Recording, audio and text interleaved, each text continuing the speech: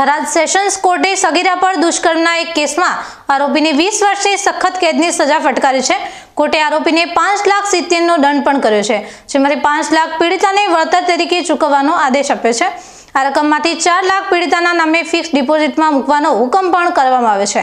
આ કેસ 2023માં નોંધાયો હતો, જ્યારે થરાદ તાલુકાના મલુપુર ગામના આરોપી પબા નાથાભાઈ સિલાણાએ એક સગીરાને લગ્નની લાલચ આપીને ભગાડી જઈ તેની સાથે વારંવાર દુષ્કર્મ આચર્યું હતું। આ ઘટના બાદ સગીરાના પરિવારે થરાદ પોલીસ મથકે ફરિયાદ નોંધાવી હતી। પોલીસે 4 મહિનાની તપાસ બાદ આરોપીને શોધી કાઢ્યો હતો અને તેની વિરુદ્ધ પોક્સો એક્ટ હેઠળ ગુનો દાખલ કરી ચાર્જશીટ રજૂ કરી હતી।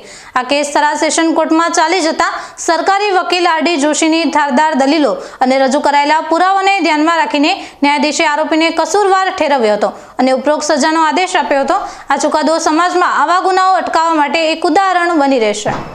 આ કેસની ટૂંકમાં હકીકત એવી છે કે ઓક્ટોબર 2023ની સાલની અંદર થરાદ તાલુકાના એક ગામમાં આરોપી પબાભાઈ નાથાભાઈ સિલાણા એક સગીરાને લલચાવી, ફોસલાવી અને તેની સાથે લગ્ન કરવાની લાલચ આપીને ભગાડી ગયેલો અને બાદમાં તપાસ કરતા એ 3-4 માસ પછી મળી આવેલો અને તે અંગેની ફરિયાદ ભોગ બનનારના પિતાશ્રીએ થરાદ પોલીસ સ્ટેશનમાં દાખલ કરેલી અને થરાદ પોલીસે તપાસના અંતે આની અંદર ચાર્જશીટ ફરમાવેલું અને એ પોક્સોનો કેસ નંબર 4/2023 ચાલી જતો નામદાર કોર્ટે આજરોજ વિવિધ કલમોની અંદર આરોપીને 20 વર્ષની સખત કેદની સજા અને કુલ 5,70,000 રૂપિયા દંડ ફરમાવેલો છે, જેની અંદરથી 5 લાખ રૂપિયા ભોગ બનનારને વળતર તરીકે આપવાનું અને એમાંથી 4 લાખ રૂપિયા ફિક્સ ડિપોઝિટ તરીકે